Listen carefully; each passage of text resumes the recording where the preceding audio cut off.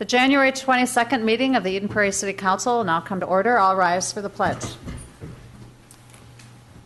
I pledge allegiance to the flag of the United States of America and to the republic for which it stands, one nation, under God, indivisible, with liberty and justice for all.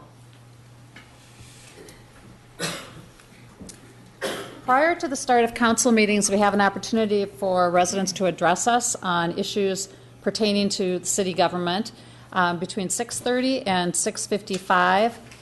If you wish to speak at open podium, please contact the city manager's office at 949-8412 by noon of the meeting date, and please leave information as to the item you wish to discuss, also your name and phone number, please.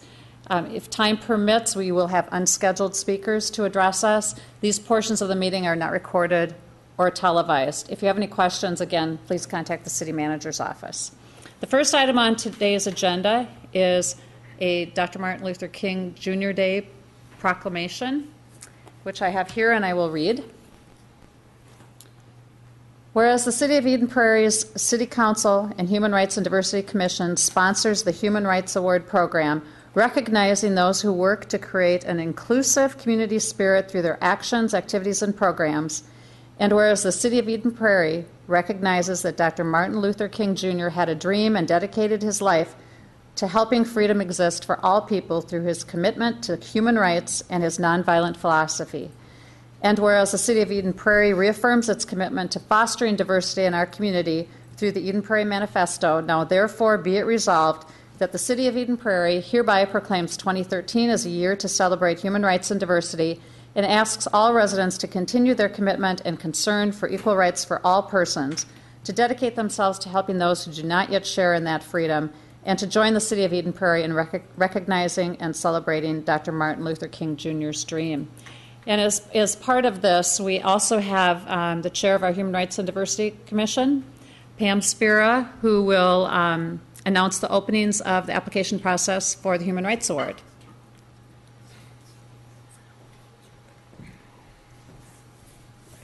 Good evening.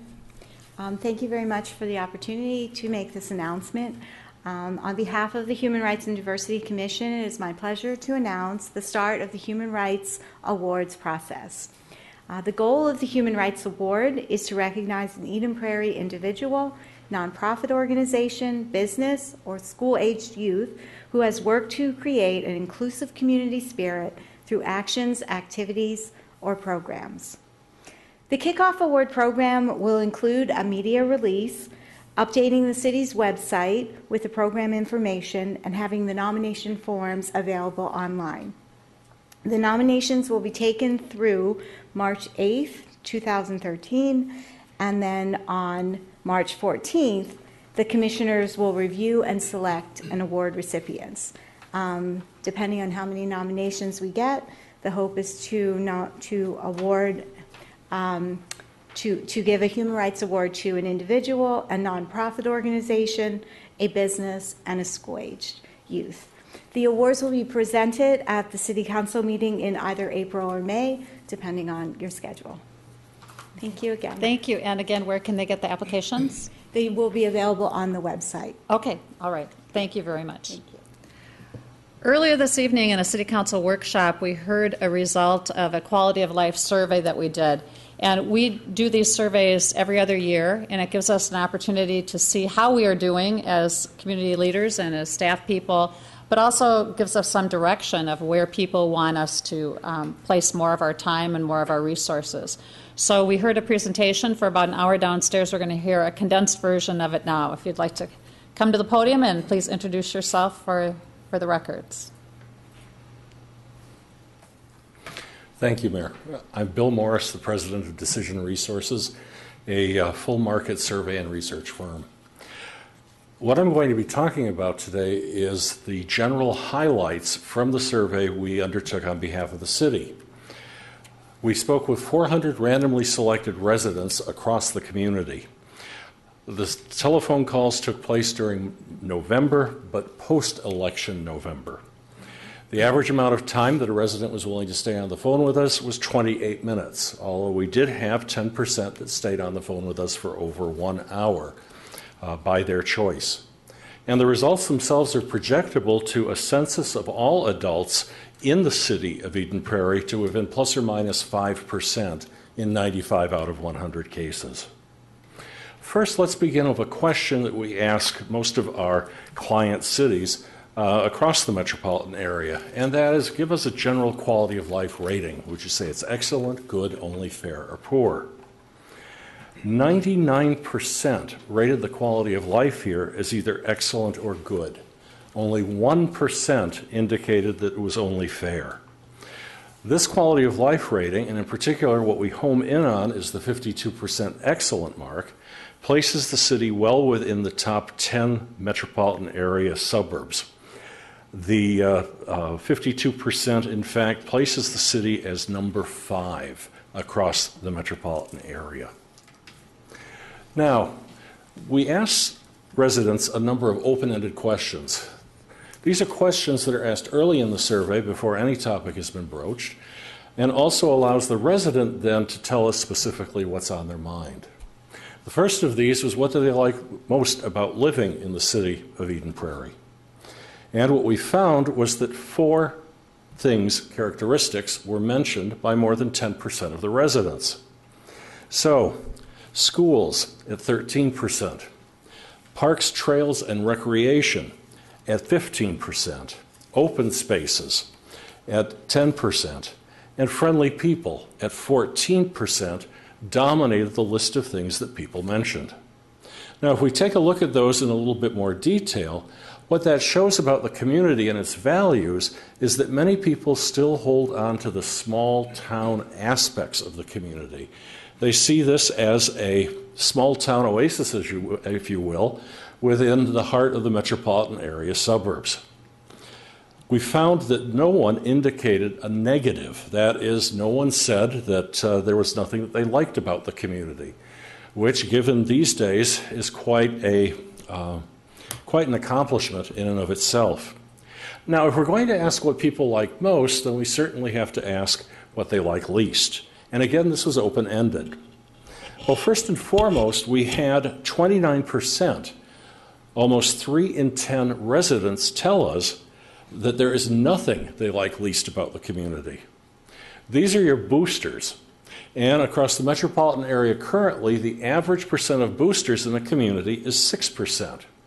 Eden Prairie actually has 5 times as many boosters as the norm in the metropolitan area currently. That places it as the number 1 community on the scale of boosterism. Now, what kinds of things were mentioned? Well, the only one that came in at 15% or more, which is the threshold that we tend to use for differentiating between a minor issue and a moderate issue, was traffic congestion, which, as you can well expect, is on the mind of most suburban metropolitan area residents. 17% indicated that that's what they liked least. However, we have to keep in mind that the norm on this across the metropolitan area is 25 to 30%.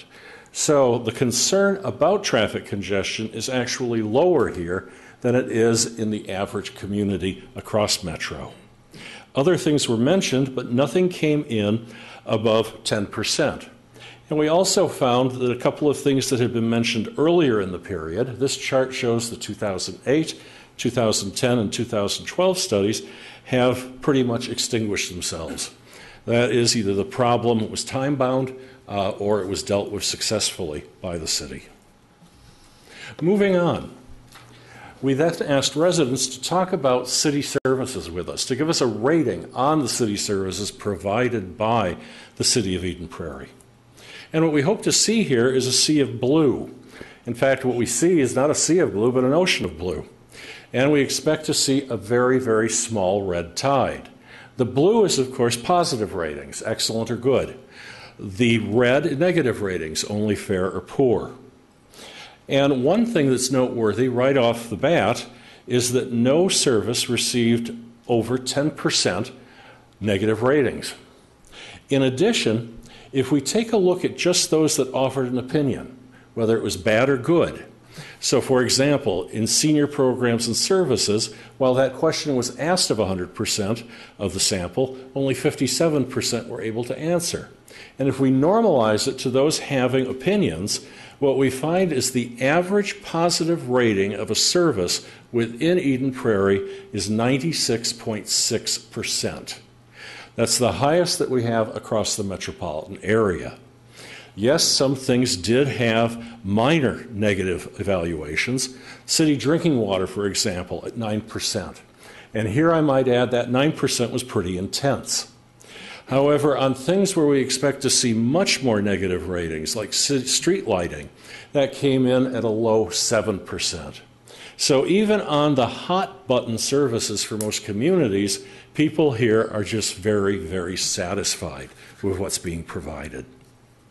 If we turn to streets now, we asked residents to talk about the condition of city streets overall and also their own neighborhood streets.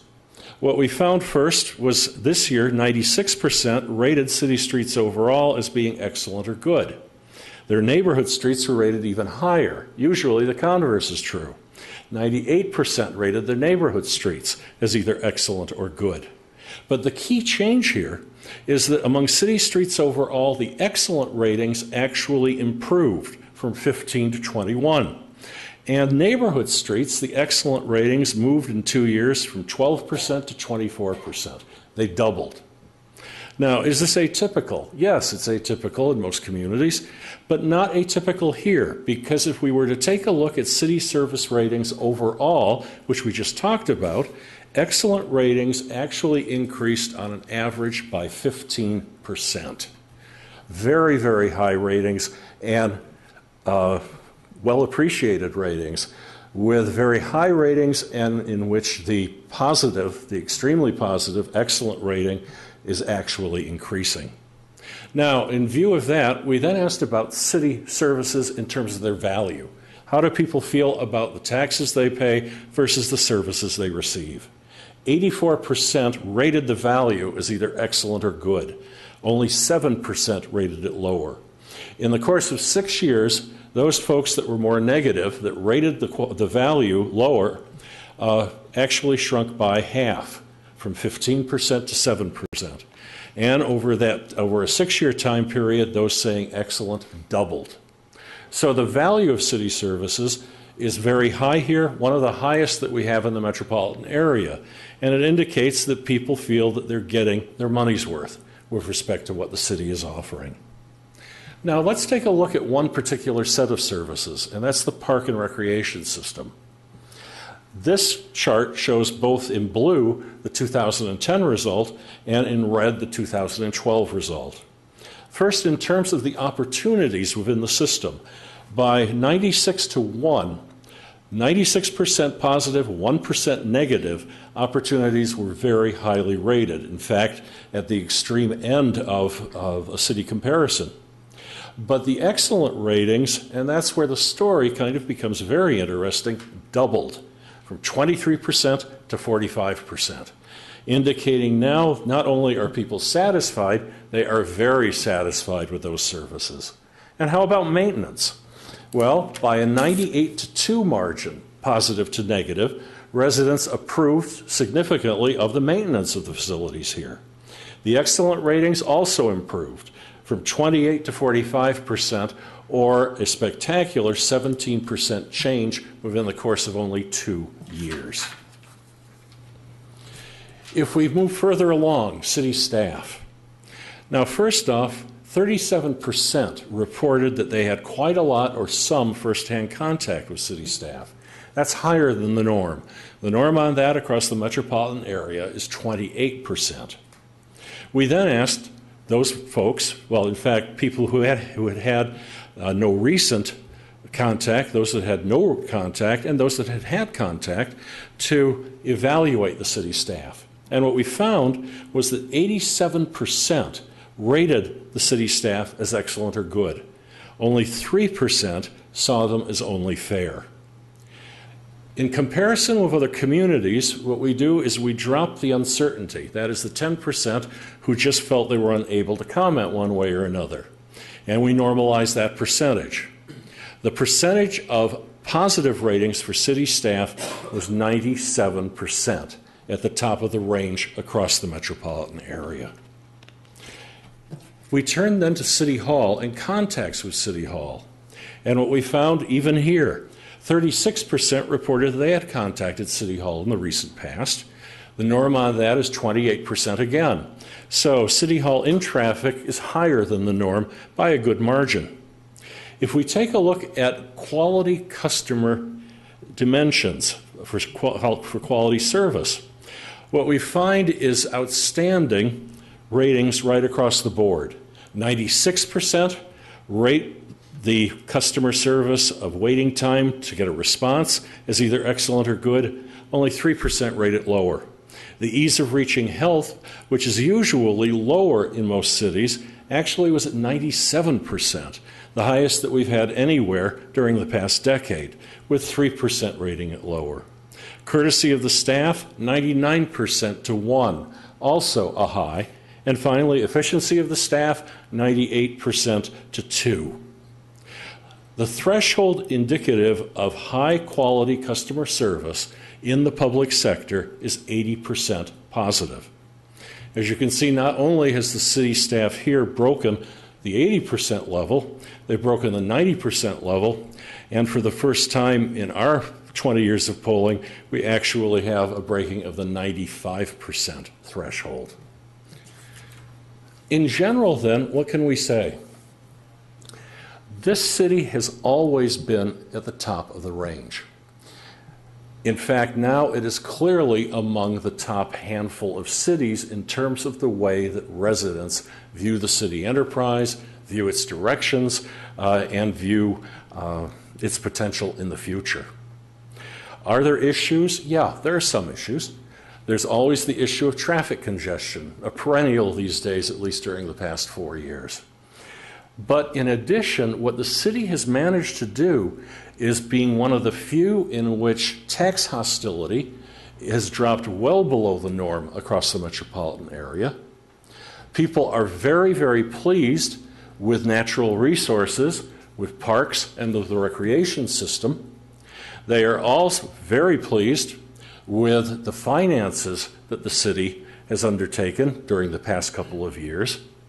And in general, you have now built up a phenomenal reservoir of goodwill. That 28% of the residents who we would classify as boosters is the top across the metropolitan area. But you've earned it. That 28% generally believes that the city has gone in the right direction for the past number of years, but much more importantly, they also have a confidence that those keen decisions that have been made in the past will also occur with respect to potential and future issues arising. Thank you. Thank you very much. Are there any other questions that have come up? We had an opportunity to ask Bill some during the workshop or anything else. Thank you very much. Now, will this report be available on our website at some point? Yes. Okay.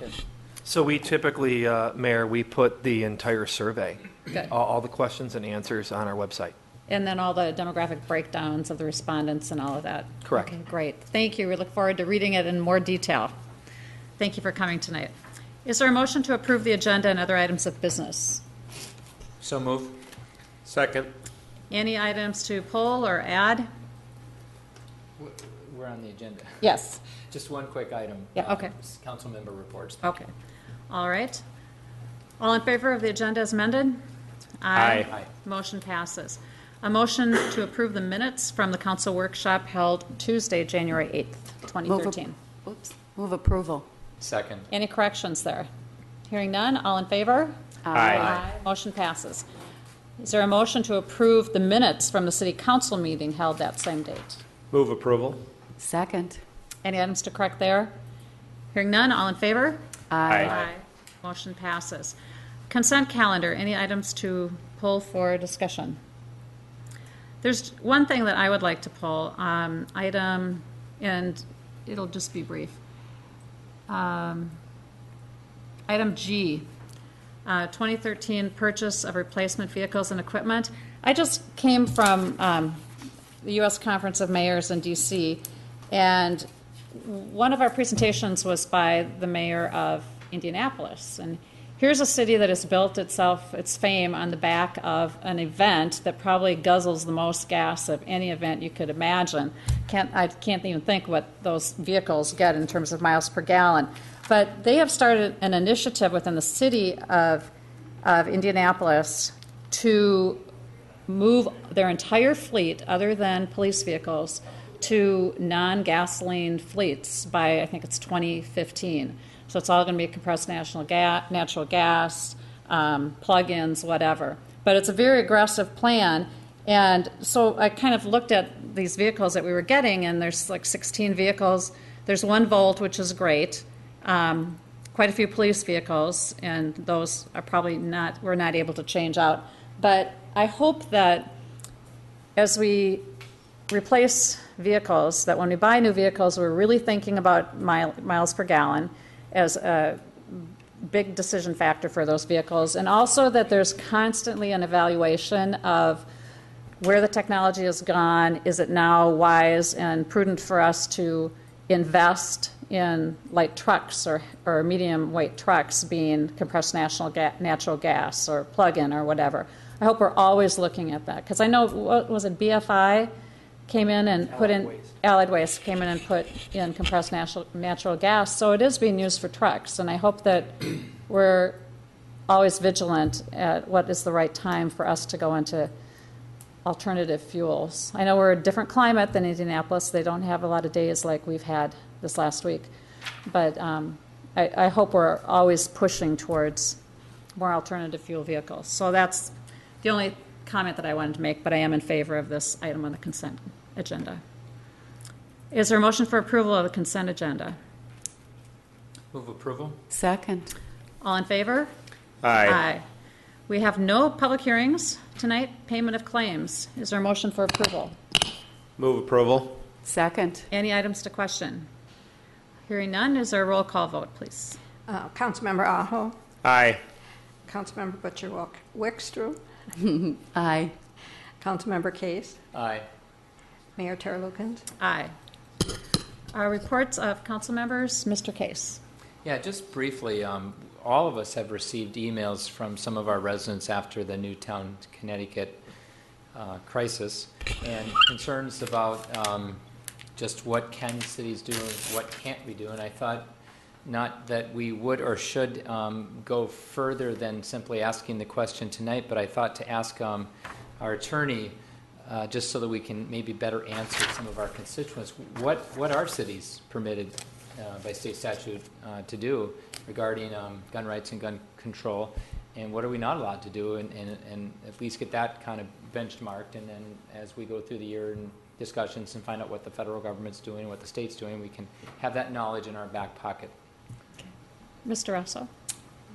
Madam Mayor, members of the council, we have looked at this matter in anticipation of the question being asked and broken it down into two components. First, regulation with respect to zoning of the location of firearm dealers, and then second, regulation with respect to the sale, possession, and use of firearms.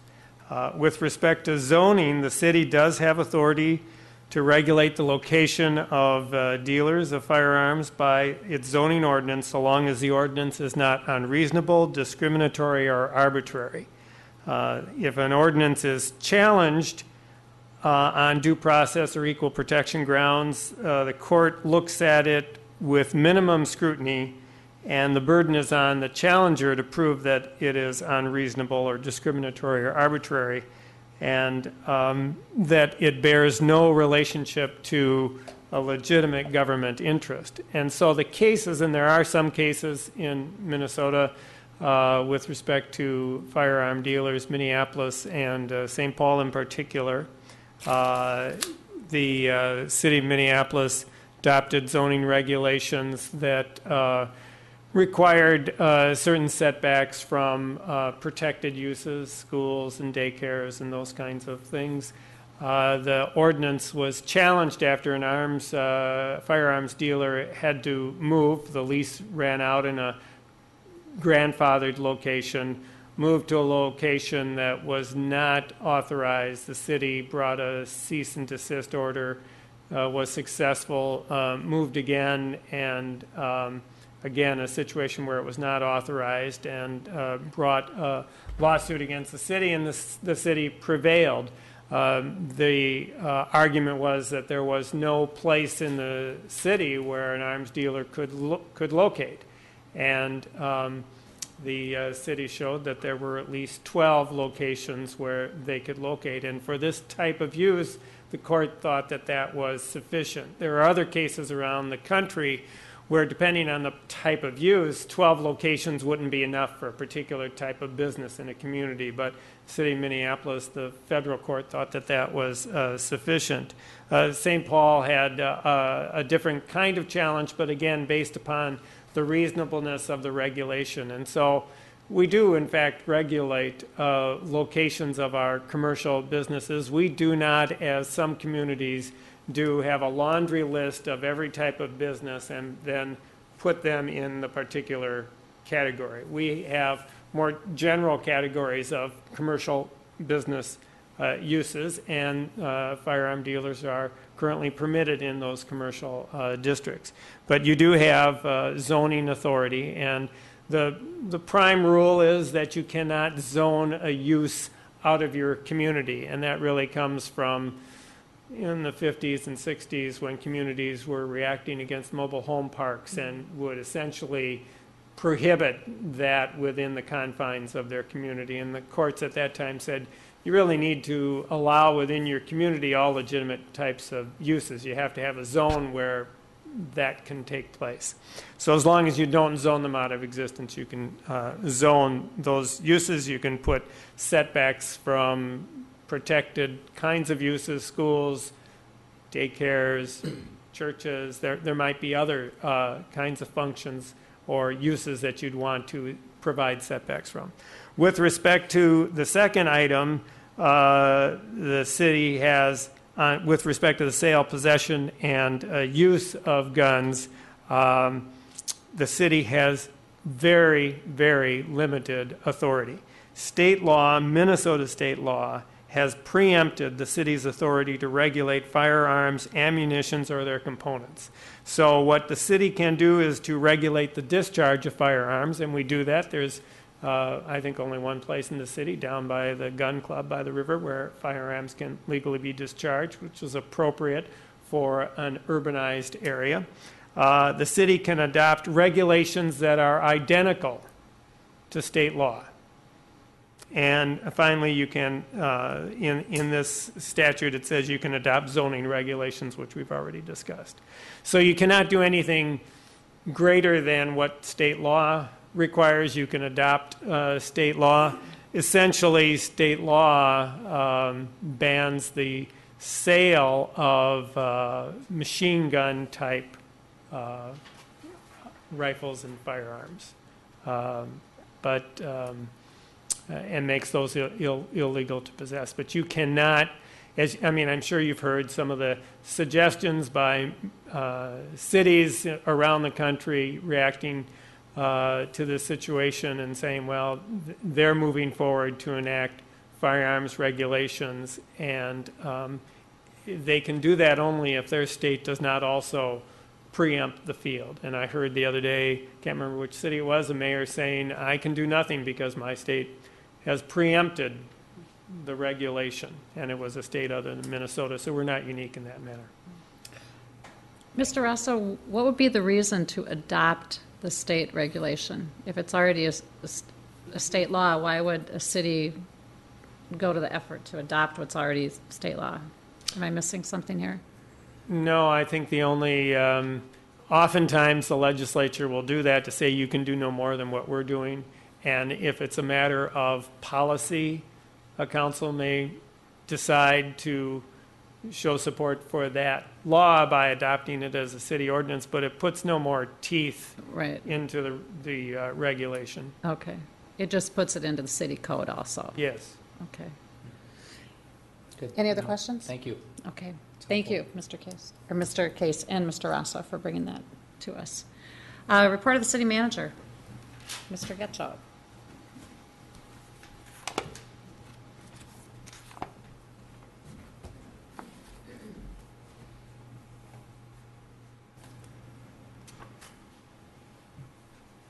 Thank you, Mayor. I was going to come over here because I have a few PowerPoint slides to share with you. For a number of years, the city departments in the city have produced work plans, many times also known as strategic plans, or quite frankly, a list of all the work that the departments will do from year to year. I wanted to present to you a little bit of updated information because we've undergone some changes with how we do our work plans in the city, and maybe inform yourself and the public a little bit of detail along with a new booklet that we put together as well. From our city perspective, we've used work plans for a number of years because it allows our staff and others to understand what we're specifically delivering and why. We're able to communicate value versus cost. We heard quite a bit tonight from our city survey about the value of services. Value and cost are two very different things. This also can inform the decisions that staff bring to you to act on different policies as we move forward. And it allows people to understand uniformly where we're headed. More importantly, we think, and more recently with some of the new information I'm going to provide you, that it also enables you to make decisions using information and not necessarily just subjective information. We'll hear a lot of times, why do you think your business or city is good? Do you think you're good? How do you know you're good? Data and information and a list of work plan items are going to tell you whether you're good. And also, you can revisit that information to see how your services are being provided and provide for continuous improvement. I'm going to give some examples from our departments regarding our work plans, but before I do that, I just wanted to let you know that previous to 2012 or the end of 2012, we mainly worked on an annual process, and most of the department work plans were based on commitments. Were they new commitments or ongoing commitments? So a real simple example would be an ongoing commitment is that we plow our snow. A new commitment might be we're going to look at and investigate a command center and AVL system for snow removal, which is new. So there'll be new commitments each year and ongoing commitments, and employee performance reviews are tied to these as well. What's new is we've introduced a few more layers and levels here. We're using goals and strategies and measures, which we think fall a little bit more in line with traditional strategic planning.